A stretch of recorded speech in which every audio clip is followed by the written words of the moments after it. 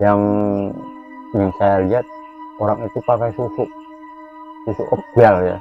Pakai susu Iya, pakai kebal. susu kebal. Pantes nggak mati-mati. Iya, waktu tapi kan saya nggak berani jabarkan di Iya. tempat di pihak keluarga. Iya. Tapi saya menjabarkannya yang digunakan adalah jin. Jadi kita itu kalau mempunyai susuk emas, hati-hati kalau pasang itu jangan terpengaruh ya. Parah banget ya Mas. Iya, itu kan lewatnya kan jin ya. Assalamualaikum warahmatullahi wabarakatuh. Kembali lagi di channel Lintang Misteri. Seperti biasa dengan saya Gus Mipin. Makasih teman-teman yang nyimak video kami. Makasih semuanya dari berbagai daerah. Lokasi kami di Pekalongan ya. Bagi teman-teman yang mempunyai kisah mistis dan horornya bisa hubungi WhatsApp kami nih. Ini WhatsApp saya sendiri, Gus Mipin, admin.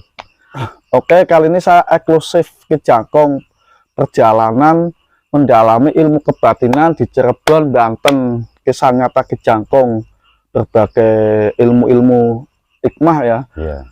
Kita langsung saja sapa Ki Jangkong. Apa kabar Mas? Alhamdulillah baik. Sehat ya? Iya, iya. Alhamdulillah. Sebelum kita cerita, kita skip dulu ya. Iya. Tak usah lama-lama lagi, kita langsung saja ke ceritanya.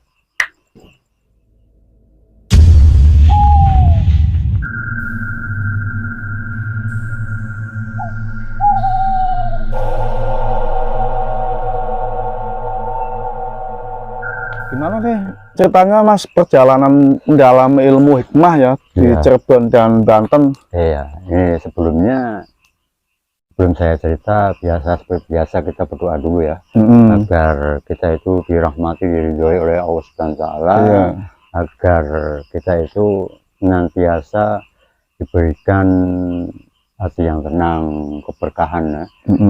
Jadi dalam perjalanan itu adalah suatu ridho Allah ya. Jadi perjalanan saya itu cukup melelahkan ya, mendalami ilmu supranatural atau ilmu kebatinan al-hikmah itu ya. Kalau saya cerita mungkin orang-orang tidak mempercayai ya. Kenapa tidak mempercayai? Mungkin ya tidak masuk nalar saja, tidak masuk nalar. Tapi di sisi lain itu dari faktor keturunan dari ayah, kakek itu sudah menonjolkan bahwa saya itu sudah dari faktor keturunan. Dari umur berapa Mas? Dari saya itu dari umur 1 tahun itu saya sudah bisa melihat sosok gaib ya. Sudah dari umur 1 tahun ya. Karena ayah saya itu juga praktisi ya, suka menolong orang ya. Juga ayah saya itu juga keturunan dari Cirebon ya. Waktu masih kecil tuh saya itu sakit parah ya.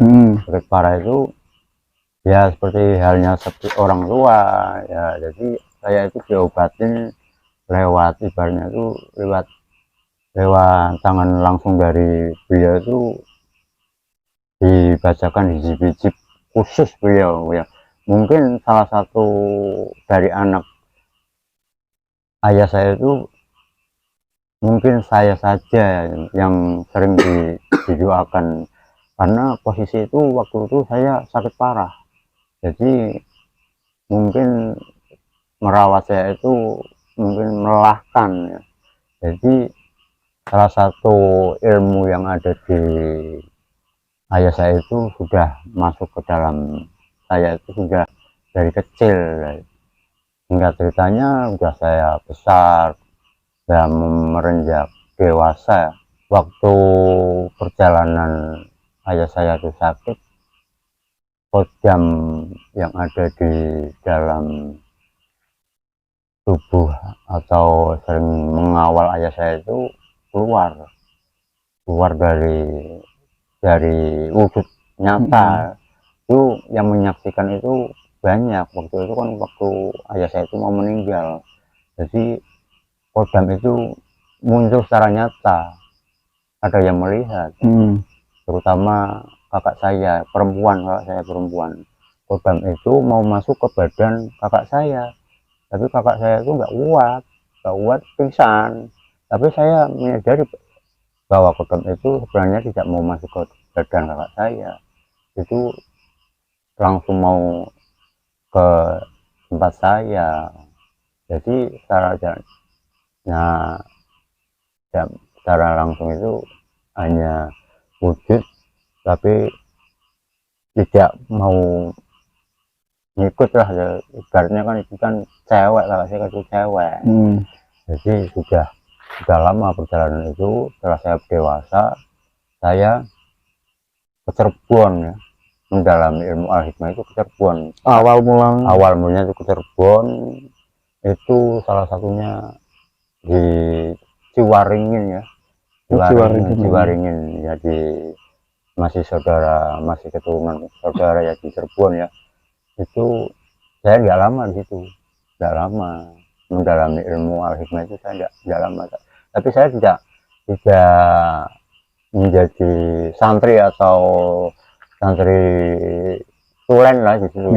Karena saya itu kan masih pihak keluarga, jadi saya di situ hanya main-main, tapi saya mengisap ilmunya Buyut yang di Cirebon. Jadi berbagai ilmu itu saya belajar secara pribadi, bukan secara berjamaah, bukan umum, enggak. Saya belajar secara privat, jadi privat ya, secara pribadi. Saya segala ilmu tentang hijab, tentang rajahan, tentang amalan-amalan itu saya belajar langsung pada saudara yang ada di Cirebon itu, masih keluarga ayah saya. Itu cukup melelahkan. Jadi ya, jadi nggak terlalu percaya kalau saya itu, karena waktu perjalanan saya itu nggak ada yang tahu, dari pihak keluarga pun nggak tahu, dari pihak teman nggak tahu, karena waktu itu saya posisi itu merantau. Jadi saya merantau itu dari umur ya sekitar 17, 18 lah, masih bocah ya, masih muda. Jadi merantau ke Jakarta sambil mencari jati diri, untuk mencari ilmu kebatinan itu.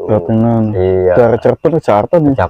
Enggak, sama ke Cirebon, langsung ke Banten, saya ke Jakarta. Jadi bolak-balik ya. Jadi Banten, Jakarta, Cirebon.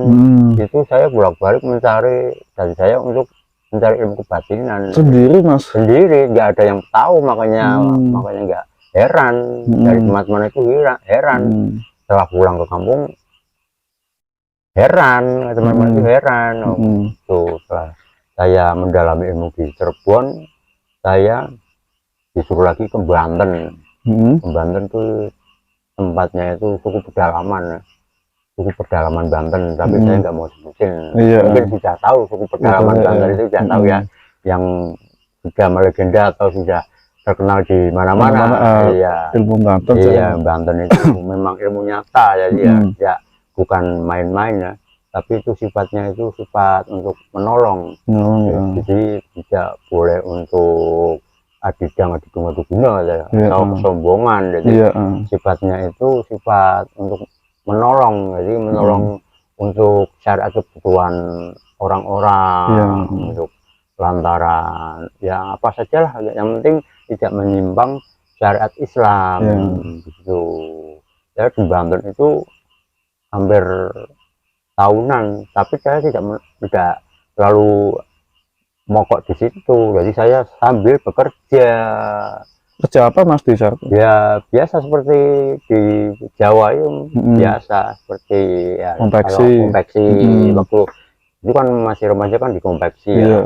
Jadi sering melalang buana. Setelah itu saya ke Banten itu, seharusnya itu saya itu nggak diterima di Banten, itu nggak terima, dari guru langsung nggak terima. Kenapa alasannya? Karena kata beliau, orang Pekalongan itu, kalau menurut cerita dari beliau, orang Pekalongan itu gudangnya ilmu. Kenapa kok harus Pekalongan ke Banten?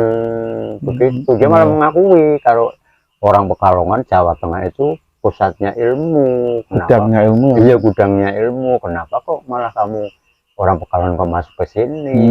Saya jawab, tujuan saya mencari ilmu al-hikmah atau ilmu kebatinan itu tujuannya itu untuk menolong, jadi menolong.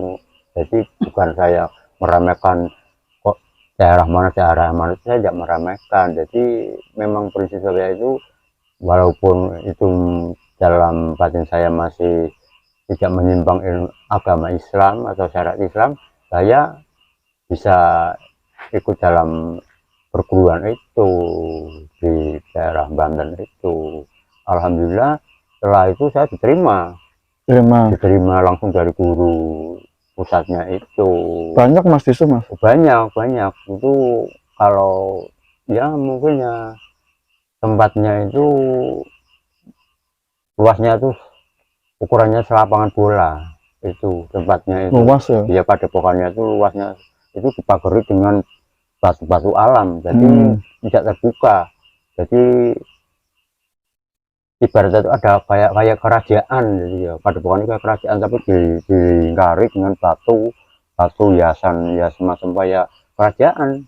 Begitu ada pintu masuknya, ada 2 patung harimau, karena kan di situ kan padepokan macan putih di situ. Padepokan macan putih. Iya, padepokan macan putih. Di situ saya digembleng ya dari pusat ilmu apapun ya, dari belajar main golok, debus. Jadi ilmu-ilmu yang tidak masuk nalar itu saya digembleng di situ.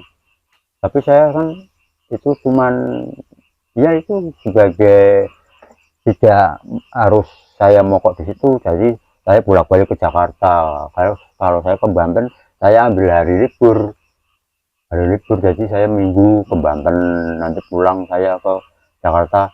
Malam Senin saya pulang ke Jakarta. Jadi sering bolak-balik begitu. Jadi pengalaman saya itu sangat melelahkan.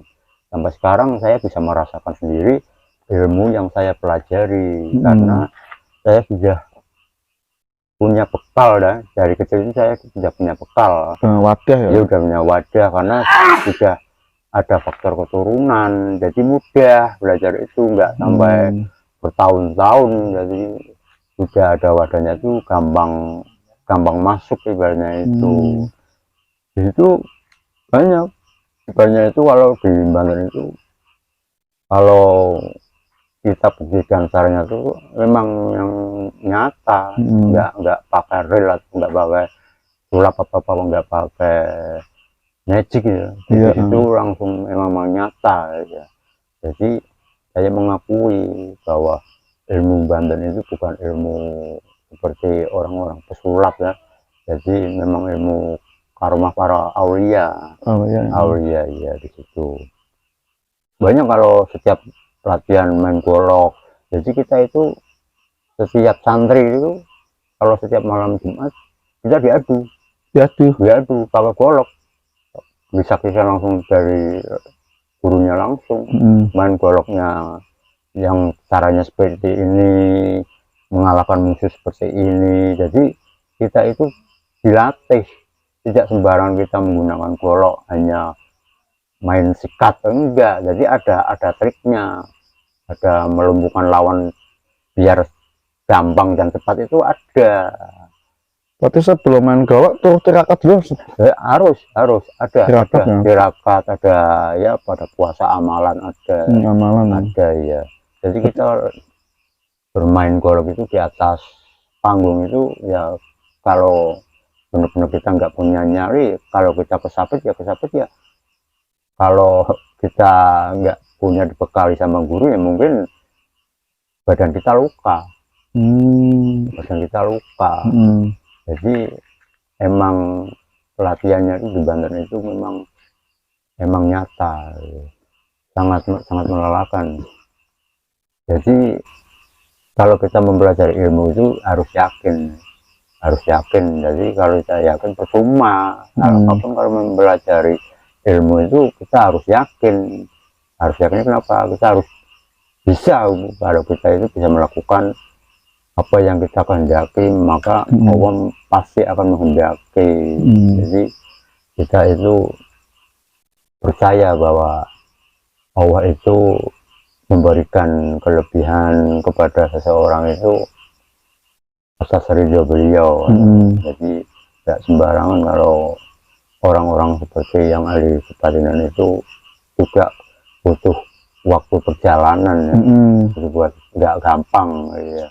Masing-masing dulu orang mana Mas santrinya Mas? Itu kebanyakan di luar jangan dari Banten, ada yang dari Lampung, Surabaya, Makassar. Pekalongannya yang saya waktu itu masih kontak-kontakan itu, pekalongannya hanya saya.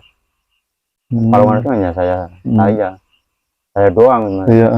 Hanya satu orang, lihatnya itu orang-orang jauh-jauh semua. Itu belum ada HP Android, itu masih HP jadul pun masih belum ada, mungkin ada kecuali ada tapi sedikit lah yang mempunyai lah gitu.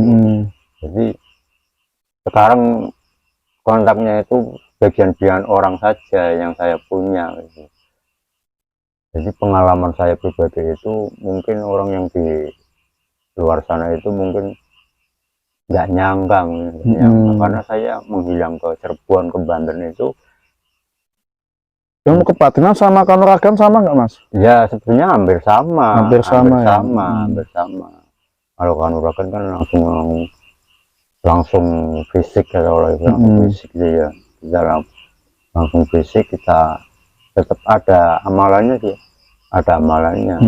jadi nggak sembarangan ya. Jadi ilmu itu semuanya itu ada amalannya. Jadi kalau kita mempelajari ilmu tanpa guru itu bahaya, bisa gila. Kalau saya bilang bisa gila ya. Iya, bisa gila, bisa stres ya, ibaratnya bisa stres. Ada foto dokumentasi dulu Mas? Ada. Oh, nanti dipublikasi ya Mas? Iya, ada.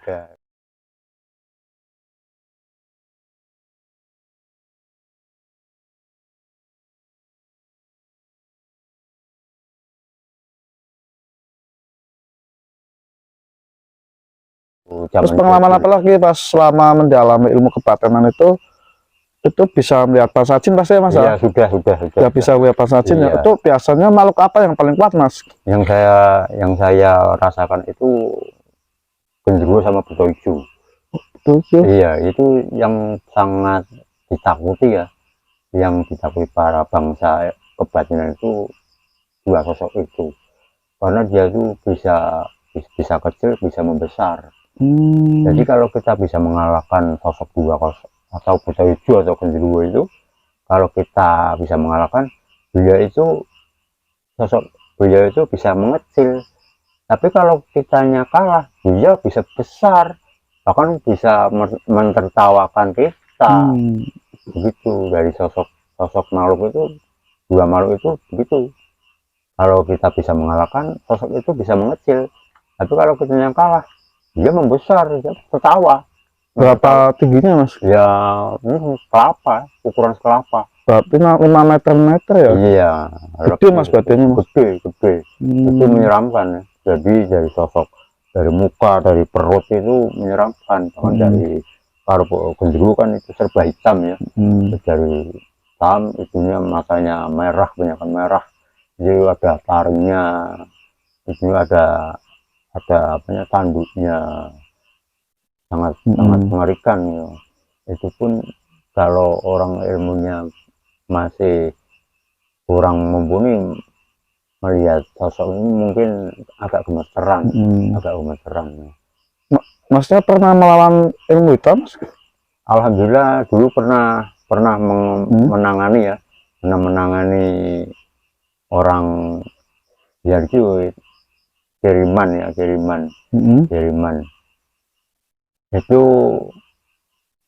kalau diceritakan mungkin nggak masuk akal ya, kalau diceritakan itu nggak masuk akal. Waktu itu saya itu mengobati orang itu, tapi saya menangani orang yang lagi sakit itu, saya diundang waktu terakhir sama keluarganya yang sakit itu. Jadi ada orang nemuin saya minta tolong untuk diobatin, tapi saya kan nggak mau. Waktu itu kan waktu dan jamnya itu jam 12 sampai saran jam 12 sampai jam 2 lah saya harus ke tempatnya. Jadi saya nggak bisa, saya hanya bisa lewat video call ya. Video call.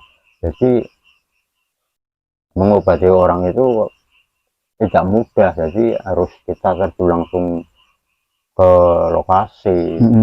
Tapi kan saya kan waktu itu kan jauh ya, tempat saya sama orangnya itu jauh, posisi waktu itu jam 12 ke atas, jadi saya ambilnya siangnya. Waktu saya tangani,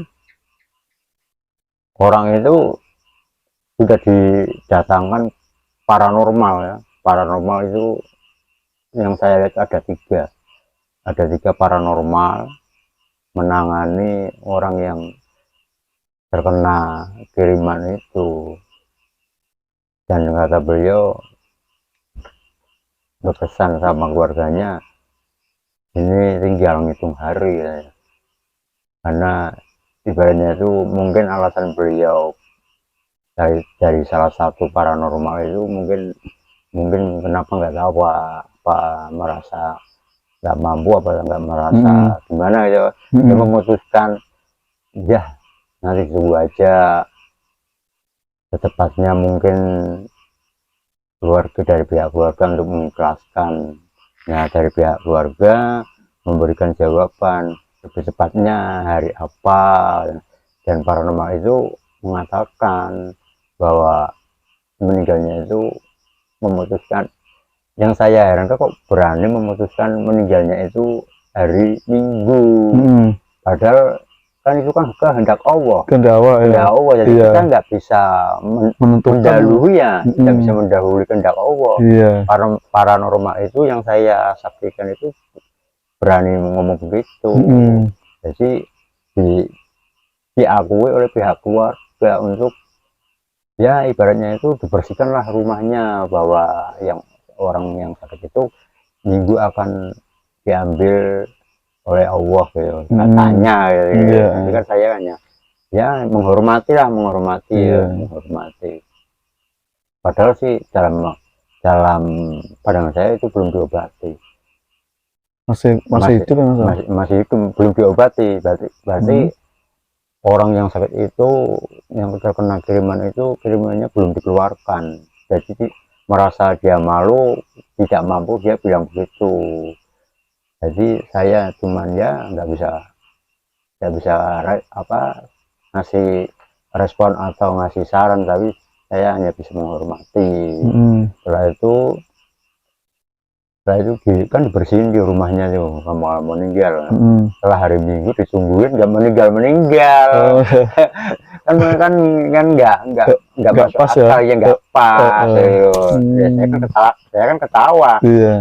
Masa kok berani ngomong mendahului Allah gitu. Yang mati rezeki kan Allah yang memberikan, menentukan masalah mati. Iya, jadi kita itu jangan mendahulukan kehendak Allah. Jadi seandainya kita bisa, ya kita diam aja dalam batin, dan nanti mungkin kita berikan jawaban yang terbaik lah.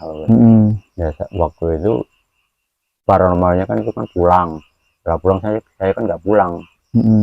Saya baru disuruh sama pihak keluarga, apa betul ini sudah dikeluarin. Ya saya jawab ya insya Allah ya. Iya, saya jawab insya Allah. Nah, dia salah satu dari pihak keluarga itu ada yang kenal saya, dia menarik saya untuk ngobrol secara pribadi ya, di ruangan pribadi lah. Jadi sebenarnya itu orang yang mengobati kayak saya itu bener-bener apa kirimannya itu sudah dihilangkan apa belum.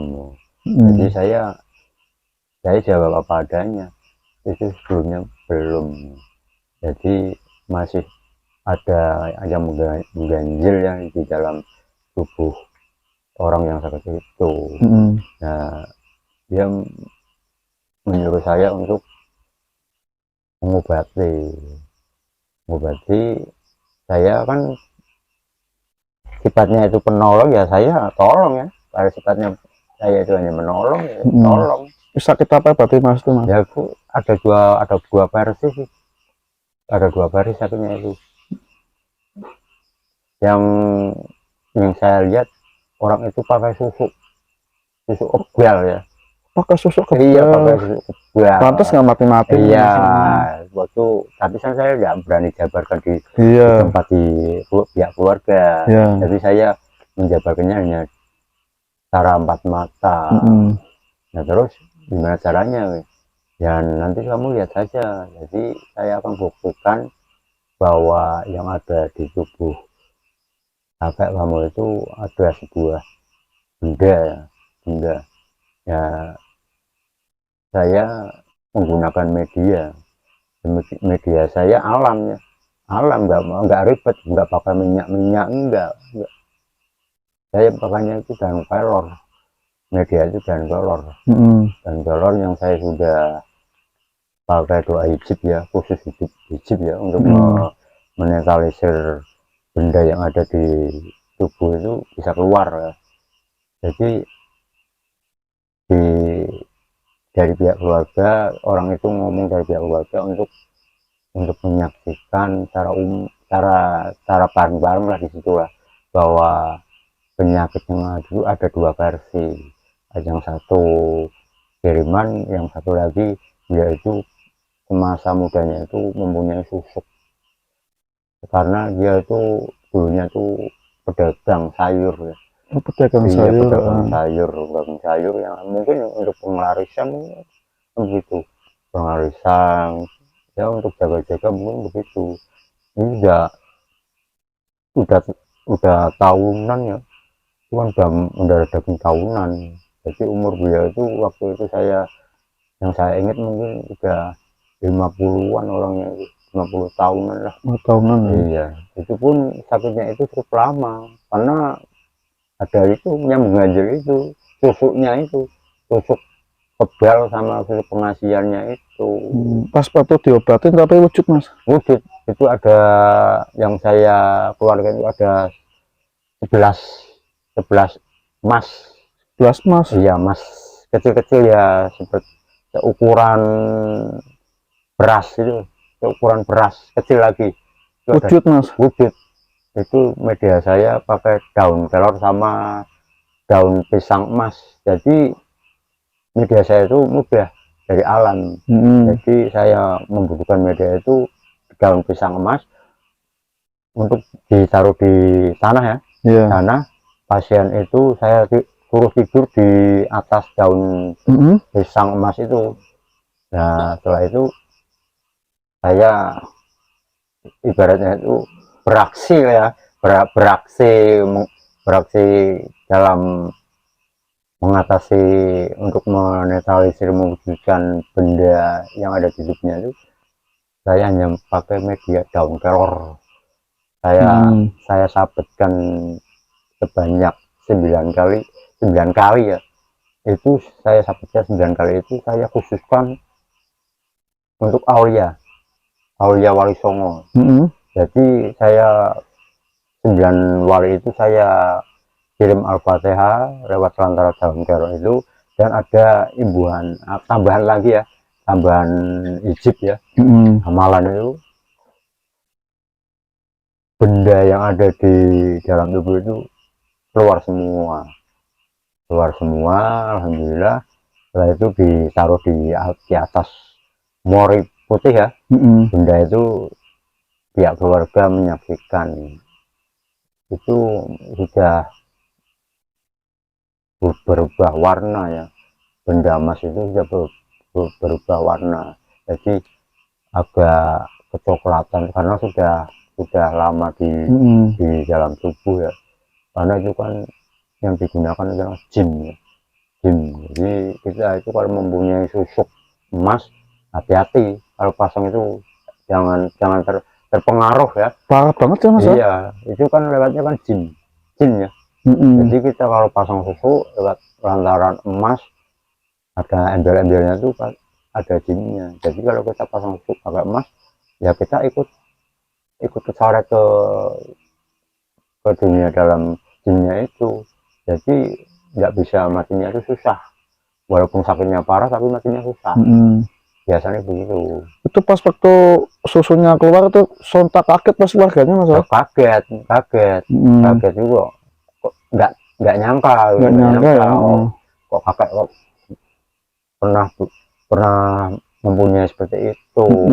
Kalau saya sih wajar aja, karena beliau itu seorang pedagang sayur ya. Dagang sayur kan di perantauan, jadi kan gimana caranya untuk mendapatkan rezeki ya. Terus pas waktu dia keluar nih berarti langsung meninggal atau gimana mas? Enggak langsung meninggal. Jadi dia itu ya masih hidup, tapi masih tubuhnya kan belum fit ya. Dari pihak keluarga gimana caranya biar kakak itu bisa pulang, ya bisa istiqomah lah, atau husnul khotimah ya. Husnul khotimah ya meninggalnya itu ya, saya untuk membacakan surat Yasin banyak 40 kali ya.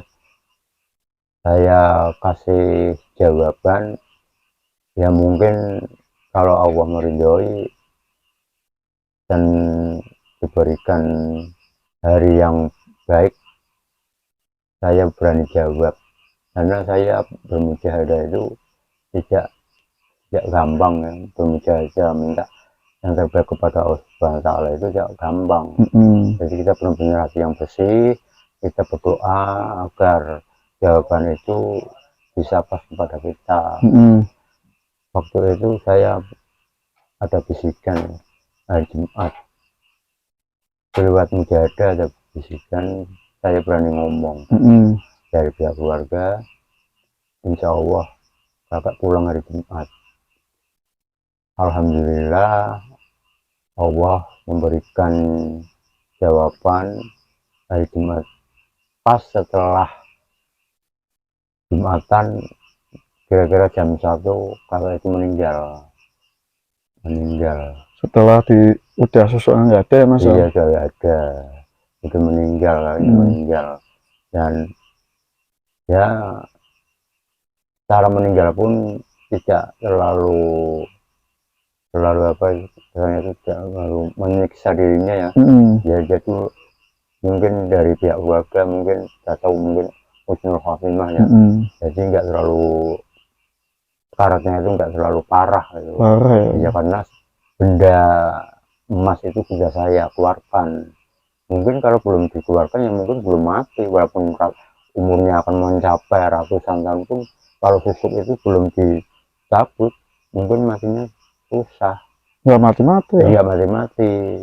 Di dalam kubur pun kalau teman-teman punya susuk emas, susunya emas ya, itu yang saya khawatirkan kalau tidak dilepas akan ada resikonya. Itu sangat membahayakan jika kita kelak akan meninggal, itu matinya akan susah. Kita pun di dalam kubur tidak bisa lebur, jadi masih utuh. Jadi sebelum kita terjun ingin memiliki ilmu kebal dengan lantaran susuk emas itu, kalau saran saya jangan, jadi bahaya. Jadi dari syariat Islam tidak memperbolehkan. Jadi sewajar-wajarnya aja lah, kalau mau mempunyai ilmu kebal itu jangan pakai lantaran instan seperti susuk emas ya. Itu karena berisiko di akhirat. Di akhirat. Kalau nggak percaya bisa tanya ulama, kiai atau ustadz yang ahli dalam itu penjabarannya. Begitu saran saya begitu. Alhamdulillah udah bercerita sama Kejangong ya tentang perjalanan mendalam ilmu kebatinan, mengobati yang orang pasang susu. Mas berarti ilmu hitam itu mas ya? Iya. Ilmu hitam ya. Iya. Oke, semoga video ini bisa diambil hikmahnya, diambil positifnya, tinggalkan negatifnya. Ilmu kebatinan bagi teman-teman yang ingin belajar sama Kejangong, monggo bisa mas ya? Ya bisa. Bisa pasang nomor WhatsApp-nya mas? Bisa. Ini nomornya Kejangong nih, kelihatan masih ya mas ya? Kelihatan nomornya WhatsApp-nya Kejangong. Lokasinya di Desa Kaliketeng mas? Iya, Pejaten. Jateng, desanya seperti mas, desanya Pejaten, Kalimojosari, Doro, Pekalongan, Jawa Tengah. Jawa Tengah. Iya, rumahnya dekat sawah, mepet sawah ya. Jawa ya. Iya. Mewah, mepet sawah. Iya. Ini mas yang pakai janggong ya, bagi teman-teman yang ingin belajar dengan serius ya mas ya. Iya, iya. Cepet ya mas belajarnya mas. Insya Allah kalau kita istiqomah, insya Allah cepet ya. Iya, iya. Cepet. Oke, video ini semoga bisa bermanfaat bagi teman-teman. Dan sampai sini saya pamit. Wassalamualaikum warahmatullahi wabarakatuh.